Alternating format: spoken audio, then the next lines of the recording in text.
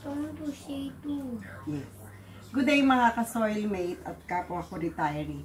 Today, gusto naming mag-experiment ng apo ko si Eli. Kung paano gumawa ng wine. Yes, Eli, what did we do today? Today we are going to make wine, and I was thinking of when we finish making the wine, we should put it in a little cups. Okay, so we can share it to everyone. Oh, and so we can make some more money. Ito po,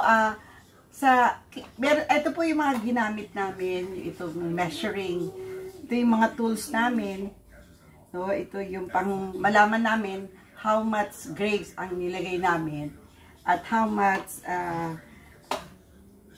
sugar ang kailangan to be able to make this into wine. Kasi yung sugar po ay isa ring medium para ma-ferment yung ating grapes. Yung grapes po ay galing sa galing po ito sa backyard namin, and about 2 kilos. 2 kilos ang grapes. Yeah, 2 kilos. 2 kilos, right? Wait, let me count. One. Very curious si Eli eh. Wait. Let me count. 1, 2, May measuring ba dyan?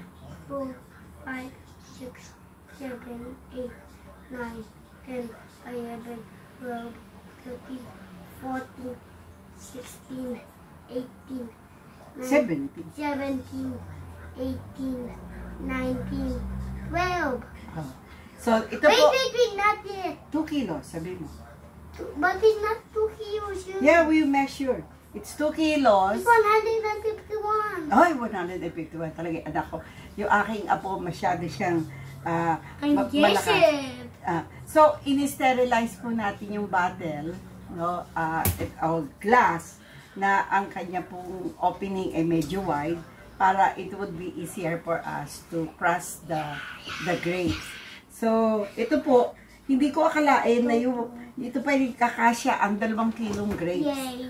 After nang namin, we crush a little bit. Si Eli yung nag-crush. Eli helped me do the crushing. And then, after na maipasok na namin yung 2 kilong grapes, mas marami kaming tinapon. Kasi, sa kakahintay kong makumpleto yung mga materials na gagamitin ko. Kasi yung ginamit ko lang naman talaga sa sugar. Kaya lang we did a lot of research. Nagbasa kami ni Rene kagabi ng mga nanood kami at binasa namin yung mga instructions sa YouTube. Kasi this is really our first time to venture into homemade winemaking. And hopefully, we become successful. Kasi yung friend ko from Regina, Saskatchewan, si Lourdes Paraiso, classmate ko pa, ang nagsabi sa akin na instead na pakain ko sa ibon o matapon yung grapes namin sa backyard, it would be nice to explore possibilities to do the homemade wine. So, you see that, viewers? You see that, viewers? Sabi ng akin si Eli. Si Eli, yung assistant ko in doing everything. Yeah, dito siya excited sa paggawa. So, lalagyan natin yung day 1. Today is what day today? Tuesday? Is it Tuesday today? I think it's Tuesday. the 12th. The week. Wait. 16? September 16? Today. The September 16. The 6th. No, 16. 16. Okay. The September the 16th. September the 16th. Diyos ko. Kino-correct pa ako. So, bumili ako ng cheesecloth. Bumili kami, tapos i-sterilize ko together with the container yesterday. Ang tagal ko kasi yung old wine, old jar, binabad ko pa sa soap and vinegar, tapos water ng 2 days para talagang malinis bago ko siya inilagay kahapon sa kumukulong tubig at in-sterilize ko. After that, yung nabili naming cheesecloth, in-sterilize din namin. Sabi nila, ilalagay lang to do sa room temperature, yung hindi directly exposed sa sunlight. So, naghanap ako, inayos namin yung kitchen. Medyo magulo yung kitchen namin kasi nag-rearrange ako para malagyan ko ng space para dito sa malaking jar. Siguro it will take about, Papa, 6 to 7 weeks?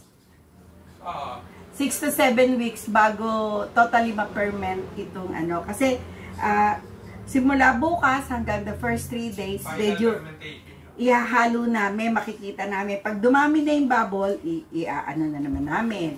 And, we have to make sure na walang fruit fly on top. So, lalagyan ko pa ito ng extra cover para kasi yung cheesecloth, para siyang, di ba, mesh cloth yan eh. So, may mga butas-butas. Para breathable. Pero lalagyan ko pa ng isa pang top to make sure na walang makakapasok na fruit fly. Kasi, especially now that we are harvesting pear and other fruits, other vegetable, medyo ano ngayon, maraming fruit flies, especially yung malaki yung yung puno ng peras dito sa tabi namin at walang kumukuha ng bunga, and so talagang ang fruit fly all around the place. So bear with me. So today is the day 1. Titignan natin after a week kung ano na nangyari. So ito yung after I place sugar. Hindi po ako naglagay ng any water. So tinry namin yung yung grapes, and then inismas lang namin. Kaya lumabas yung kanyang yung juice. Ang aming kulay ay hindi pure na purple or black grapes. Hindi. It's a mix of green and purple. So makikita nyo ganito. So titingnan natin kung maging successful tayo sa ating first venture ng winemaking. So, ang ginawa namin, for 2 kilos of grapes, nilagyan namin ng 1 kilo of sugar, white sugar. Kasi pang-aid yung pang-ferment. Hindi na ako naglagay ng yeast, hindi na ako naglagay ng any spices like what I see in other YouTube. Kasi, mas natural, mas okay sa amin. Kasi nga, unang venture pa lang naman natin. O sige mga soilmate, I hope we will be successful in this venture and hindi masayang yung aming produce. Kasi marami pa kami nasa puno and tignan natin, but in 6 to 7 weeks maaaring mawala na yun kasi siyempre autumn na at ayaw na rin naman namin na mag-venture pa rito kasi baka hindi kami tama sa aming attempt. I hope you will continue to watch what will happen next. Again, this is Au Lucas from Langley, BC. Maraming salamat sa pagbibigay nyo sa amin ng ideas. Ang next ko naman siguro, next vlog ko naman, how to preserve yung garlic. Kasi mura ang garlic ngayon dito sa amin sa BC. Kasi syempre, yung mga nag-harvest ng garlic. So, I want to preserve. So, namili ako ng ganito. Parang, sterilized na rin. I brought from the dollar store. Parang $1 each. So, tignan natin kung maging successful tayo. So, meantime, tatabi na natin itong ating homemade wine. And gagawa naman ako ng grape.